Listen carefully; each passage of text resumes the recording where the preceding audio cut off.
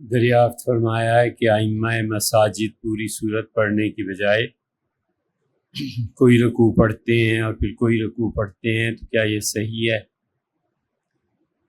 مسئلہ یہ ہے کہ نماز میں سنت کے مطابق قرات شاید ہی کہیں کی جاتی ہے، اور اس پہ بہت زیادہ توجہ دینے کی ضرورت ہے کہ ہمیشہ نماز میں پوری صورت پڑھنی چاہیے، چاہے وہ چھوٹی ہو اور چاہے وہ بڑی ہو۔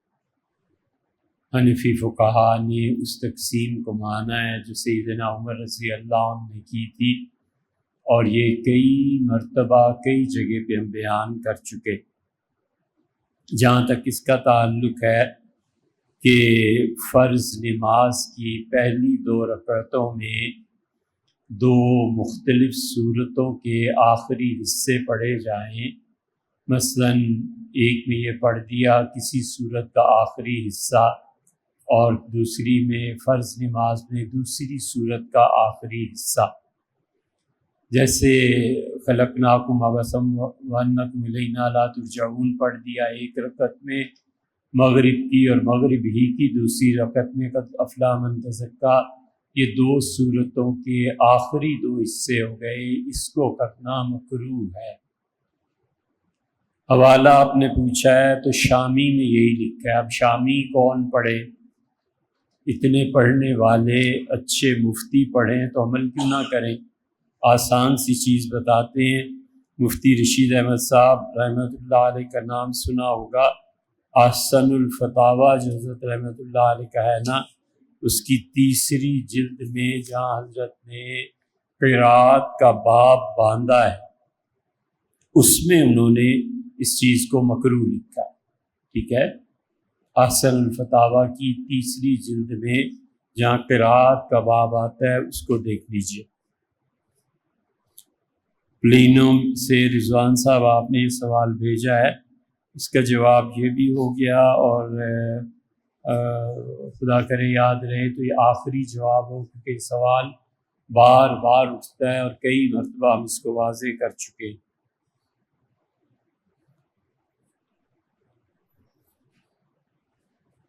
I wanted to ask you the in-depth meaning of استغفار, its importance. استغفار کی جہاں تک فضیلت کا تعلق ہے بھیا، وہ تو سب جانتے ہیں کہ اللہ تعالیٰ سے معافی مانگنا ہمیشہ اس پہ رہنا ہی چاہیے۔ حضور اقدس صلی اللہ علیہ وسلم کو بھی اللہ نے آخر پہ بھی یہ حکم دیا کہ واستغفر، اور آپ اللہ سے جو بھی آپ کے شان کے مطابق ہے اس کی درخواست کرتے رہیے۔ تو اس لیے ہمیشہ ہمیں تو سوچنا بھی نہیں چاہیے کہ کوئی دن بغیر استغفار کے گزرے۔ حضور صلی اللہ علیہ وسلم سے حضرت سعد رضی اللہ عنہ نے پوچھا تھا کہ اللہ کے رسول قیامت میں کس کا نامہ عمل سب سے اچھا ہوگا، تو آپ نے فرمایا جس کے نامہ عمل میں سب سے زیادہ استغفار اچھا ہوگا وہ سب سے زیادہ اچھا اپنا نامہ عمل پائے گا۔ استغفار کا مطلب آپ نے پوچھا ہے، تو استغفار کا مطلب ہے غفران کو طلب کرنا۔ غفرہ کہتے ہیں کسی چیز کو ڈھانپ دینا، کسی چیز کو ختم کر دینا، کسی چیز کو مٹا دینا۔ تو اللہ سے یہ دعا کرنا کہ اے رب وہ گناہ اور جو اس کے اثرات مجھ پہ مرتب ہونے تھے ان سب کو مٹا دے، دور کر دے، ختم کر دے۔ استغفار اللہ سے معافی کا طلب کرنا، اور اس پہ بہت احادیث ہیں، بہت قرآن کریم میں آیا ہے، اور اللہ تعالیٰ نے ایک جگہ بڑی شفقت اور محبت سے فرمایا ہے کہ وَمَن یغفر الذنوب الا اللہ، میرے بندو کون ہے تمہارے پروردگار کے علاوہ جو تمہاری خطاؤں سے درگزر کرے۔ تو اس لیے اللہ سے ہمیشہ معافی مانگتے رہنا چاہیے۔ 2 چیزوں میں سے ایک کی عادت ڈال لینی چاہیے، یا تو درود شریف پڑھتا رہے کثرت سے، اور حضور صلی اللہ علیہ وسلم نے فرمایا تم میں سے جو آدمی مجھ پہ سلام بھیجے گا اس کے 10 گناہ معاف ہوں گے۔ تو استغفار کا مطلب بھی یہی ہے کہ اللہ سے گناہوں کی معافی مانگنا، اور اگر یہ مقصد درود شریف سے جیسے کہ حل ہو رہا ہے تو اس کی کثرت کر لے، اس کو اور بھی بہت اچھا ہے۔ اور یا پھر ڈائریکٹ استغفار، اللہ سے توبہ کرنا، یہ بھی دونوں چیزیں آئی ہیں۔ تو جو بھی کرے لیکن اسے چاہیے کچھ نہ کچھ اپنا معمول بنائے، سونے سے پہلے پڑھ لینا۔ یہ استغفار اتنی بڑی چیز ہے کہ اور تو چیزیں آپ نے سنی ہوں گی علماء سے۔ مکہ والوں نے اللہ تعالیٰ سے درخواست کی کہ اگر محمد صلی اللہ علیہ وسلم سچے ہیں، اب گھر میں باپ مسلمان ہے تو بیٹا کافر ہے، بہن مسلمان ہے تو بھانجا کافر ہے، وغیرہ وغیرہ، ہر گھر میں مشکل۔ تو مکہ والے بیت اللہ میں آئے اور کہا اللہم ان کنت ھذا ھو الحق، اللہ اگر محمد صلی اللہ علیہ وسلم سچے ہیں، تیری طرف سے ہے نا، تو ہم پہ پتھر برسا آسمان سے، عذاب دے ہمیں۔ یہ قومیں ہیں جو اپنے لیے عذاب کو خود چنتی ہیں، بھیڑیں اپنے کسائی کو خود چن لیتی ہیں۔ یہ اس قوم کا بھی یہی حال ہے کہ اپنے لیے خود کسائی منتخب کرنا۔ اللہ سے بدعا کیا کہ اللہ سے کہتے یا اللہ اگر حضور صلی اللہ علیہ وسلم سچے ہیں تو ان کے پیچھے چلنے کی توفیق دے، اگر یہ تیری طرف سے نہیں ہے تو اللہ انہیں ہٹا دے، والعیاذ باللہ۔ اللہ نے فرمایا کہ ہم ان مکہ والوں کو عذاب دے دیتے جب بیت اللہ کے پردے پکڑ پکڑ کے رو رہے تھے۔ 10ویں پارے میں ہے یہ قصہ۔ اللہ نے کہا ہم ضرور انہیں عذاب دے دیتے، کیوں نہیں دیا؟ وَأَنْتَ فِيهِمْ، آپ جیسی ہستی جو مکہ میں ہے نا، آپ کی وجہ سے عذاب نہیں دیا۔ گھر میں جب تک بڑے رہتے ہیں نا، بہت سے گناہ ان کے صدقے معاف ہوتے رہتے۔ حضرت مجدد الفسانی رحمۃ اللہ علیہ کیا ہے، میں نے ایک عالم کشف میں دیکھا کہ ماتریدیوں کے گناہ زیادہ معاف کیے گئے، تو مجھے بتایا گیا کہ ان کا عقیدہ چونکہ زیادہ صحیح تھا، اس سے زیادہ معافی ہو۔ اس میں حضور صلی اللہ علیہ وسلم کی کوئی خصوصیت نہیں ہے۔ اللہ نے فرمایا اگر آپ نہ ہوتے اس شہر میں تو ہم پھر بتاتے کہ عذاب الیم یا پتھر برسانا کیا ہوتا۔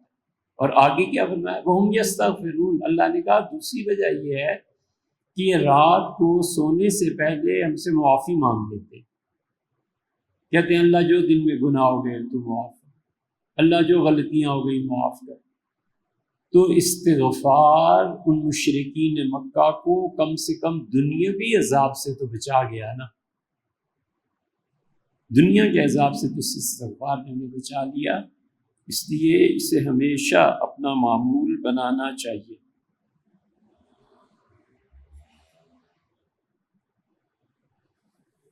السلام علیکم. There is one hadith in which a woman came to our Rasul sallallahu alayhi wasallam and she told him that she is beautiful but her husband is not so beautiful. That's why she wants to get detached from him, and our Rasul sallallahu alayhi wasallam told her husband to leave her.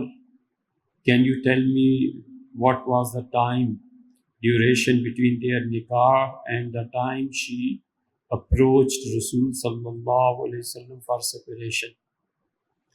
سرفراز صاحب ایسی کوئی حدیث نہیں ہے، یہ کم سے کم ہمارے علم میں نہیں ہے کہ کسی بھی خاتون نے آ کے حضور صلی اللہ علیہ وسلم سے یہ کہا ہو کہ میرا شوہر مجھ سے کم خوبصورت ہے اس لیے مجھے طلاق دلوا دیں اس سے۔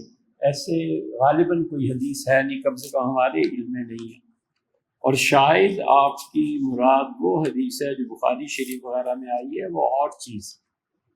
صحیح بخاری میں آیا ہے، ام المومنین سے عائشہ رضی اللہ عنہا فرماتی ہیں کہ رفاع کرزی تھے، انہوں نے ایک اچھا آپ نے اس حدیث کو سمجھنے کے لیے ایک بات آپ نے دیکھی ہوگی، خواتین جو چادریں اوڑھتی ہیں بسا اوقات دوپٹے بھی اوڑھتی ہیں، خاص طور پہ سرائیکی ایریا میں خواتین اس کے ساتھ پھندنے چھوٹے چھوٹے پھول لٹکا دیتی ہیں تاکہ وہ چادر خوبصورت لگے۔ وہ ہے بات یہاں کہ وہ آئی، انہوں نے ان کا نکاح ہوا تھا رفاع کرزی سے، اور رفاع کرزی کے متعلق انہوں نے کہا کہ اللہ کے رسول حضرت عائشہ رضی اللہ عنہ کہتی ہیں انہوں نے خاتون سے شادی کی، رفاعہ نے، پھر اسے طلاق دے دی، فتزوجت آخر، تو اس لڑکی نے کہیں اور نکاح کر لیا، تو حضور صلی اللہ علیہ وسلم کے پاس حاضر ہوئی، فذکرت لہ انہا لا یاتیہا وانہ لیس معہ الا مثل ہدبہ، اور آگے عرض کیا کہ اللہ کے رسول یہ جو میرا دوسرا نکاح ہوا ہے نا، یہ آدمی مجھ سے جنسی تعلقات قائم ہی نہیں کر سکتا، یہ نامرد ہے، اور اس کے پاس سوائے ہدبہ کے کچھ نہیں۔ ہدبہ وہ چھوٹا سا پھول جو عورتیں اپنے دوپٹوں کے ساتھ، چادروں کے ساتھ لٹکا دیتی ہیں، تو اسے کہا اس کا جو عضو ہے تو اتنا چھوٹا ہے تو میں اس کے ساتھ نہیں رہوں گی۔ فقال اللہ، حضور صلی اللہ علیہ وسلم، نہیں، تم نے پہلے شوہر سے طلاق لی ہے رفاعہ سے، اب تم دوبارہ رفاعہ سے رجوع کرنا چاہتی ہو تو یہ ممکن نہیں ہے، حتیٰ تزوجی اسیلتہ ویذوق اسیلتک، نہیں ہو سکتا۔ دو میں سے ایک کام مراد یہ تھی کہ کرنے، یا تو اس سے طلاق لے لو پھر ایک اور شادی کرو، اور وہ ازدواجی تعلقات دوسرے شوہر سے قائم ہو جائیں، اور پھر تمہارا دوسرا بلکہ تیسرا شوہر تمہیں طلاق دے، تب جا کر تم پہلے شوہر سے شادی کر سکتی ہو، اور یا پھر اسی کے ساتھ رہو، اور یہ کبھی بھی ایک مرتبہ بھی یہ عمل کر کے فارغ ہو جائے اور پھر تمہیں طلاق دے تو پھر تم اپنے پہلے شوہر رفاعہ کی طرف جا سکتی ہو۔ شاید آپ کی مراد یہ ہے، یہ حدیث تو بالکل صحیح ہے، خلا کی بنیاد پر، اور 3 طلاقیں جب ہو جائیں تو اس کے بعد شوہر سے، پہلے شوہر سے جسے طلاق دیا رجوع کرنے میں، یہ حدیث آپ کو بہت جگہ مل جائے گی۔ بہن بھائی کس حد تک ایک دوسرے کے کمروں کے اندر الماریوں، موبائل، پرس، بٹوے میں چھپی چیزوں کو استعمال اور بغیر اجازت کے دیکھ سکتے ہیں، اس میں کیا کوئی شرعی مسئلہ ہے؟ اس پر بحث کرنا گھر کے ماحول کو خراب کرنے کے مترادف ہے۔ احمد صاحب بالکل یہ شرعی مسئلہ ہے، کسی کو شریعت نے اجازت نہیں دی کہ جو چیزیں دوسرے کی ملکیت ہیں اس میں جھانکا جائے، یا جو چیزیں اس نے چھپا دی ہیں ان کو کھولا جائے۔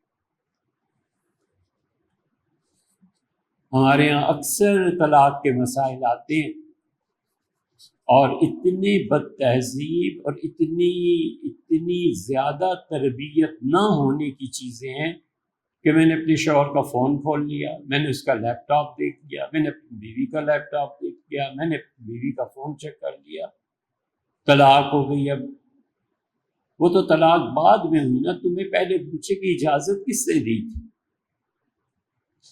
یہ گناہ نہیں ہے، کہ مرو گے تو اللہ کے یہاں پہنچ کے سب خبر پتہ چلے گی کہ شوہر اور بیوی کے اپنے الگ الگ نجی تعلقات ہیں۔ بیوی کے اکاؤنٹ تک کو چیک کرنا جائز نہیں کہ اس کے پاس کتنے پیسے۔ آزادی ہے بھائی، جتنی وحی نے شریعت نے اجازت دی ہے بس ٹھیک ہے۔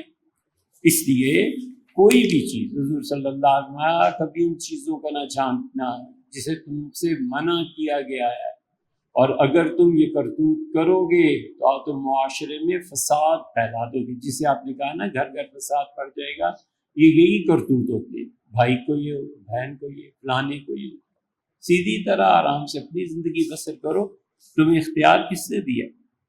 اس لیے جو چیزیں کبھی کبھی خاص طور پہ اپنے برتنے کی ہوتی ہیں تو جو مالک ہوتا ہے اس کی اجازت نہ ہو نہیں استعمال کیا جا سکتا۔ ایک تکیہ ہے، اس نے اپنے سونے کے لیے رکھا ہوا ہے، یہ تکیہ اٹھا کے دوسرا بھائی لے جائے، اس کو بھی اس کے بغیر نیند نہیں آتی، تکیے کی روئی ہے، کوئی اور چیز ہے، اس کو اس کے ساتھ ایک تعلق ہے، یہ کیسے جائز ہو گیا کہ تم اس کا تکیہ اٹھا کے لے جاؤ؟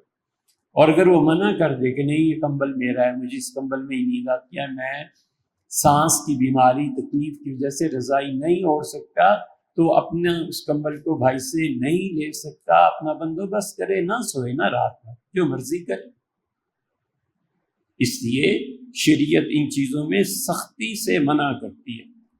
دوسری قسم وہ ہے جس کے لیے پوچھنے کی کوئی ضرورت نہیں ہوتی، جیسے کچن میں گلاس پڑا ہے، برتن ہیں، اس قسم کی چیزیں ہیں، اس کے لیے ضرورت نہیں ہوتی۔ اور اسی طرح جو بچے نابالغ ہوتے ہیں نا، ان کے بارے میں بھی خاص طور پر خیال رکھنا چاہیے کہ والدین، بھائی بہن، وہ کوئی بھی چیز جو نابالغ بچے کی اپنی ہے نا، اسے استعمال نہیں کر سکتے۔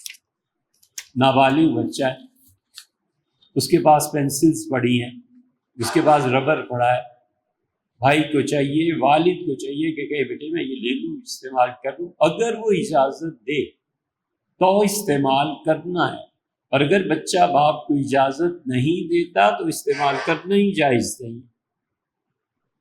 یہ گناہ ہے، یہ شریعت ہے جسے ہم آپ سے عرض کر رہے ہیں۔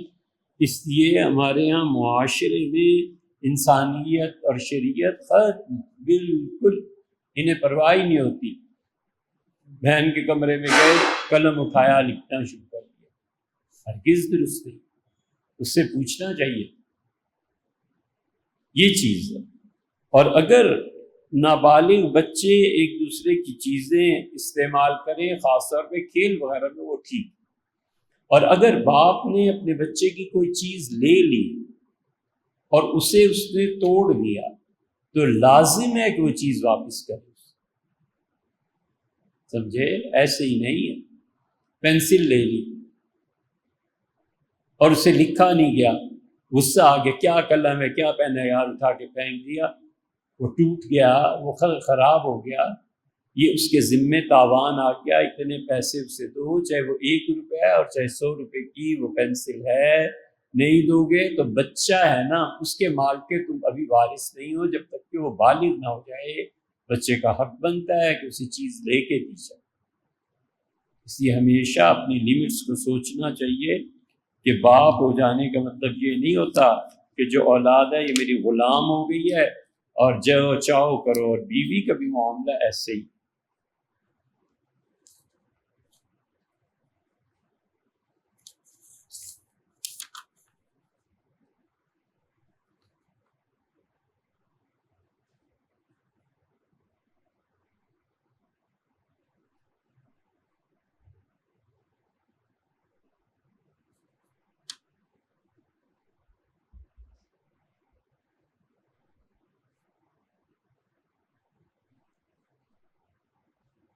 اچھا جناب والا، یہ ایک سوال جو آپ نے حق مہر کے متعلق پوچھا ہے، اس کے متعلق عرض کروں گا۔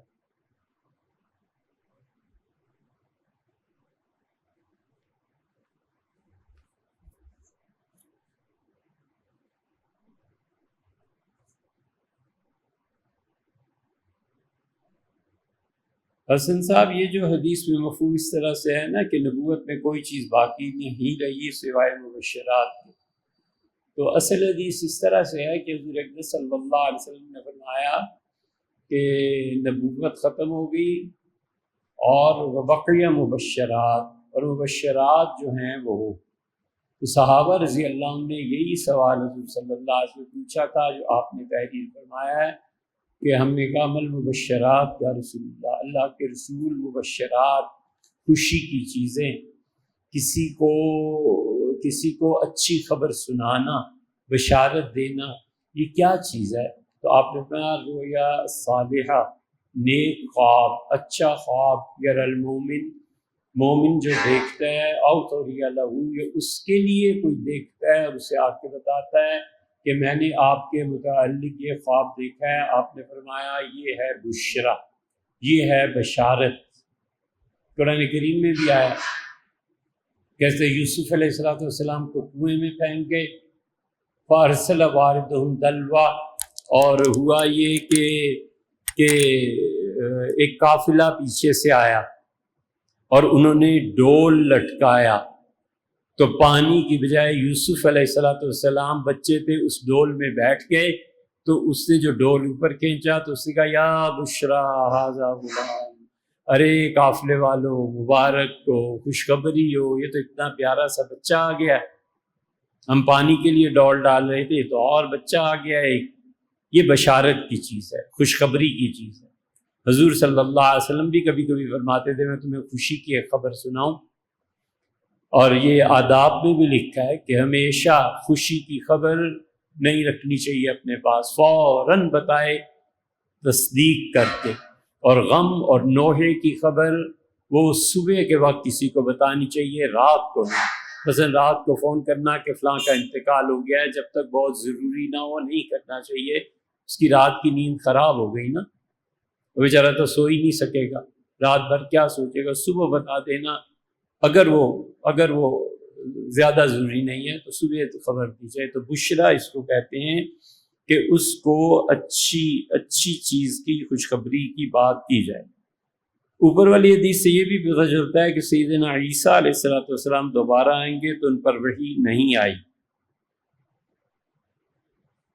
یہ صاحب آج تک تو کسی نے دریافت نہیں کیا، اس لیے ہمارے ذہن میں بھی نہیں، لیکن اس کو دیکھیں گے ضرور انشاءاللہ۔ اچھا ہے، اللہ جزائے خیر دے، آپ نے بڑا اچھا سوال کیا، اس کو دیکھیں گے۔ مرزا غلام احمد قادیانی نے اپنی کتاب میں کہا کہ محمد صلی اللہ علیہ وسلم، اچھا اس میں جو آپ نے عیسیٰ علیہ السلام کا فرمایا کہ وہی آئے گی یا نہیں، ایک ہے اجتہاد، بر بنائے الہام اجتہاد کریں، ممکن ہے اس وقت ایسے مسائل پیش آ جائیں جس پہ انہیں اجتہاد کرنا پڑے تو وہ تو کریں گے، اور باقی وہ وحی جو حضور اقدس صلی اللہ علیہ وسلم کی طرح کی تشریعی وحی جسے کہتے ہیں، اس پہ کچھ اشکالات ہیں، دیکھ کے عرض کریں۔ باقی آگے تیسری بات، غلام احمد قادیانی نے جو کتاب میں لکھا ہے نا کہ 6 ہزارے میں آیا ہوں، تو ان کے نزدیک دنیا کی کل عمر ہی 6000 سال ہے۔ تو کہتے ہیں آدم علیہ السلام سے لے کے اب تک 6000 سال گزرے۔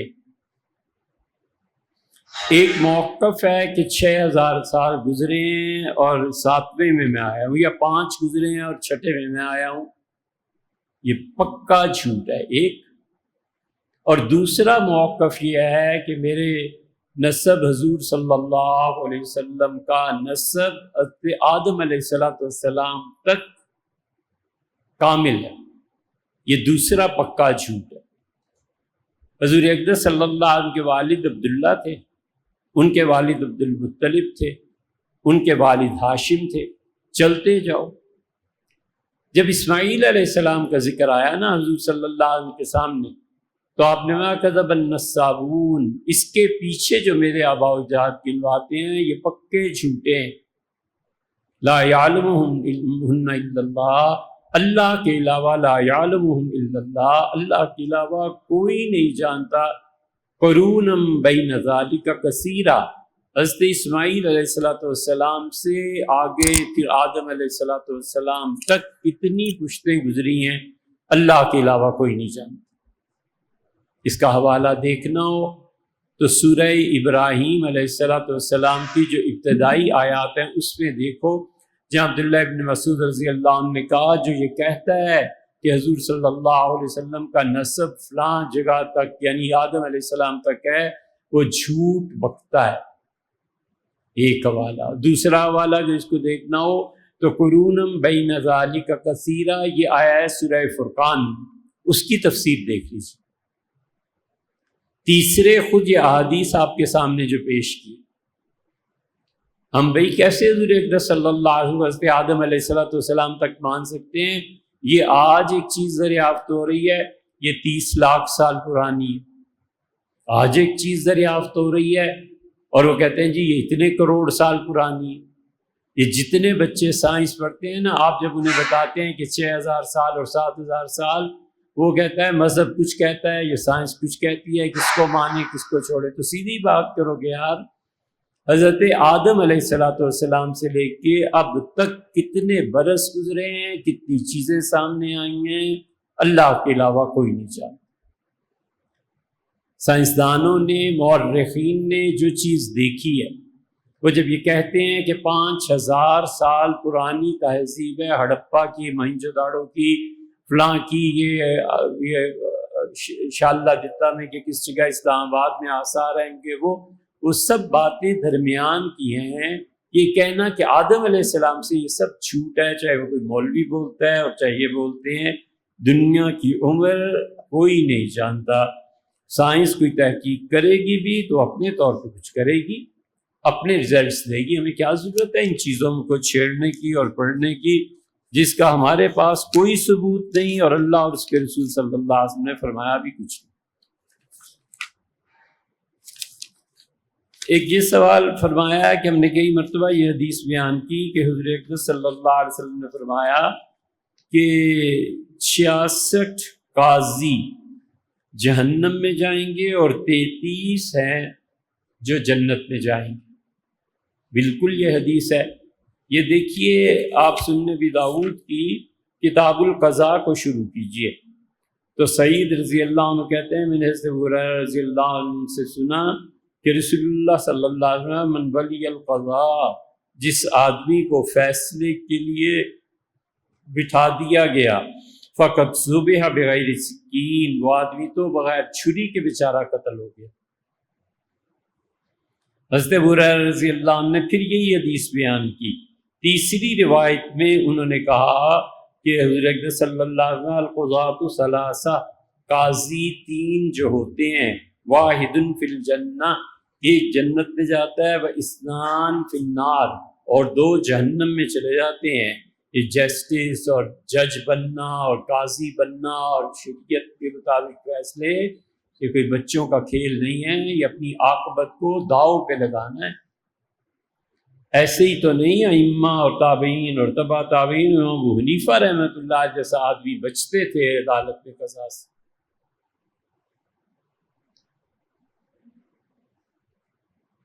دعویٰ پیش ہوا، اسے کہا اس سے میرے پیسے دینے ہیں. امام ابو حنیفہ رحمۃ اللہ علیہ کتنے پیسے؟ اس سے کہا تو اتنے پیسے. فرمایا اب کوئی ثبوت؟ تو جو تھا دوسرا آدمی، اس سے کہا حضرت میرا کے لیے کیا حکم ہے؟ فرمایا اللہ کی قسم کھانی پڑے گی. اس سے کہا میں اللہ کی قسم کھا لیتا ہوں، آپ حکم فرمائیں. امام صاحب رحمۃ اللہ نے اٹھ کے پیسے دے دیے اور فرمایا مجھے بڑی حیا آتی ہے کہ اللہ کے پاک نام کو ہم اپنے مقدموں میں لائیں. ایمان تھا نا، خدا کی معرفت نصیب.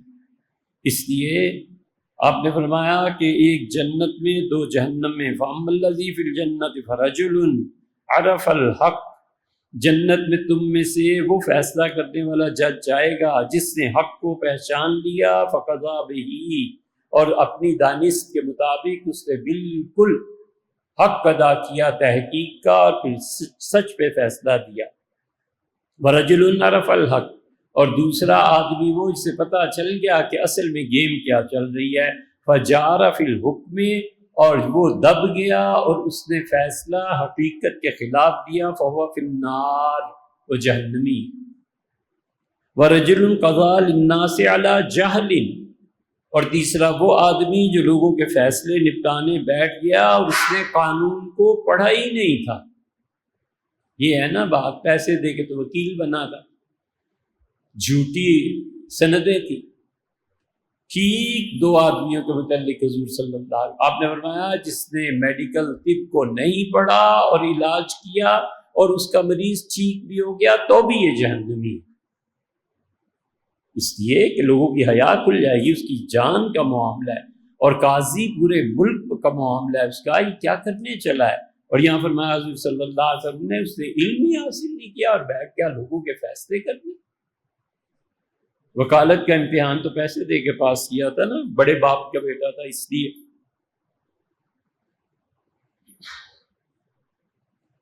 یہی چیز جو آپ نے اتنے زور دے کے حوالوں کو پوچھا ہے، حضور صلی اللہ علیہ وسلم اذا حکم الحاکم، لوگوں جب فیصلہ کرنے والا فیصلہ کرے، فاجتہد، اس نے خوب محنت کی کہ کسی طرح حقیقت تک پہنچے، فاصاب فلہ اجران، اور اس نے فیصلہ بھی بالکل ٹھیک دیا، اللہ اسے 2 اجر دے گا. اذا حکم فاجتہد، اور جس نے محنت کی بہرحال اپنے مقدمے پہ اور اس نے فیصلہ غلط دیا تو بھی اللہ اسے 1 ثواب دے گا، کیونکہ اس کی محنت تو تھی نا، اللہ نے اس کی محنت کو ضائع نہیں کیا.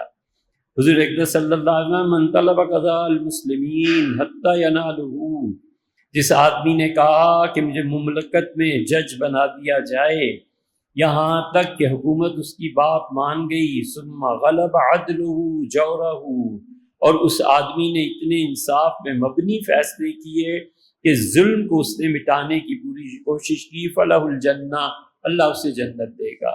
وَإِنْ غَلَبَ جَوْرُهُ عَدْلَهُ فَلَهُ النَّارُ، جس کے عہد اور دور میں ظالمانہ فیصلے زیادہ ہو گئے اور اس نے عدل نہیں کیا، یقیناً وہ جہنم میں جائے گا.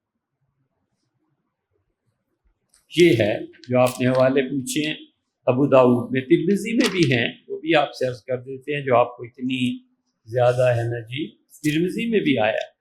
حضور اقدس صلی اللہ علیہ وسلم نے وہ کہتے ہیں کہ حضرت عثمان رضی اللہ عنہ نے کہا، قال ابن عمر، عثمان رضی اللہ عنہ عبداللہ ابن عمر رضی اللہ عنہ کو خلافت سنبھالتے ہی بلا لیا اور کہا عبداللہ مدینہ منورہ کے قاضی تم ہو، اذهب فقض بین الناس، جاؤ اور جا کر لوگوں کے درمیان فیصلے کرو۔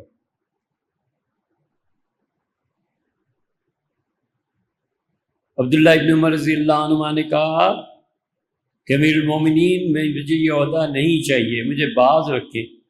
قال فما تکرہ من ذلک وقد کان ابوک تقضی، انہوں نے کہا حیرت ہے عبداللہ تم انکار کرتے ہو، تمہارے والد عمر رضی اللہ عنہ مدینہ منورہ کے قاضی نہیں رہے اپنے دور میں بھی اور اپنے سے پہلے سے بکر رضی اللہ عنہ کے دور میں بھی؟ تو انہوں نے کہا والد قاضی رہے ہیں، لیکن میں نے حضور صلی اللہ علیہ وسلم سنا ہے، آپ نے فرمایا من کان قاضیا فقضى بالعدل، جو آدمی قاضی بن گیا اس نے انصاف کے ساتھ فیصلے کیے، فبالحر ان ينقلب منه کفافا، اگر اللہ نے اسے چھوڑ دیا نا قیامت میں تو برابر سرابر سمجھے، شکر کرے اللہ کی گرفت میں نہیں آتا۔ لوگوں میں فیصلے کرنے آسان نہیں۔ اور پھر عبداللہ بولے اور کہیں گے فما ارجو بعد ذلک، عثمان امیر المومنین اس کے بعد کوئی گنجائش باقی رہ جاتی ہے کہ آدمی لوگوں کے فیصلے کرے؟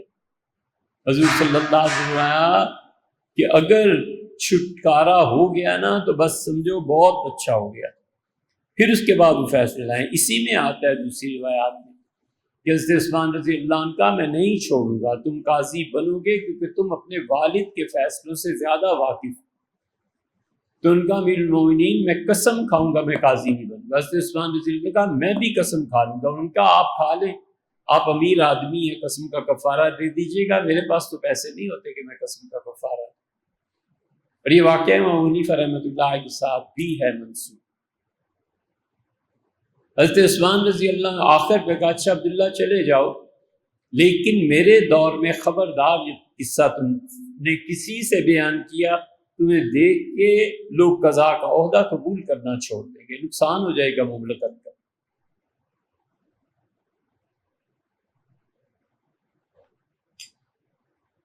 ابن بریدہ رضی اللہ عنہ اپنے والد سے روایت کرتے ہیں، ایسے بریدہ رضی اللہ عنہ نے کہا حضور صلی اللہ علیہ وسلم القضاۃ ثلاثہ، قاضی تین طرح کے ہوتے ہیں، قاضیان فی النار، دو قاضی جہنمی، وقاض فی الجنہ، اور ایک جنتی، رجل قضا بغیر الحق فعلم ذاک فذاک فی النار، جو آدمی فیصلہ کر رہا ہوتا ہے اسے پتہ ہے کہ فیصلے میں گڑبڑ ہے اور میں فیصلہ غلط کر رہا ہوں، فذاک فی النار، وہ جہنم میں جائے گا۔ وقاض لا یعلم فاہلک حقوق الناس، اور دوسرا قاضی وہ جس نے عدالت میں فیصلہ کیا اور حقوق الناس کو برباد کر دیا، فہو فی النار، وہ بھی جہنمی۔ 66% ہو گئے نا۔ وقاض قضا بالحق، اور وہ قاضی جو حق کے انصاف کے ساتھ فیصلہ، فذلک بالجنہ، وہ جنت میں جائے گا۔ حضرت انس رضی اللہ عنہ کہتے ہیں حضور اکرم صلی اللہ علیہ وسلم جان بوجھ کے کبھی تمنا نہ کرنا کہ تم جج بن جاؤ، نہ تمنا کرنا۔ وکلا الی نفسہ، اللہ تمہیں تمہارے ہی حوالے کر دے گا کہ تم دعائیں کرتے ہو نا، مانگتے ہو، لو کرو فیصلے۔ ومن اجبر علیہ، اور جس آدمی کو حکومت نے مجبور کیا کہ نہیں آپ نے جج بننا ہی ہے، ینزل اللہ علیہ ملکن، اللہ اس جج پر فرشتے نازل کر دے گا، یسدد ہو، وہ غلط فیصلہ بھی کرنا چاہے تو فرشتے اسے نہیں کرتے۔ یہ اتنا بڑا آدمی ہے کہ اللہ کے فرشتے اس کے ساتھ ہوتے ہیں۔ آخری حدیث بھی آئی ہے اور بھی ہیں لیکن ہم آخری پڑھ رہے ہیں۔ حضور اکرم صلی اللہ علیہ وسلم ولی القضاء، جس کو جج بنایا گیا، جعل قاضیا بین الناس، یا لوگوں کے درمیان فیصلے کے لیے بلایا گیا، فقط ذبح بغیر سکین، وہ بیچارہ تو بغیر چھری کے ہی ذبح کر دیا۔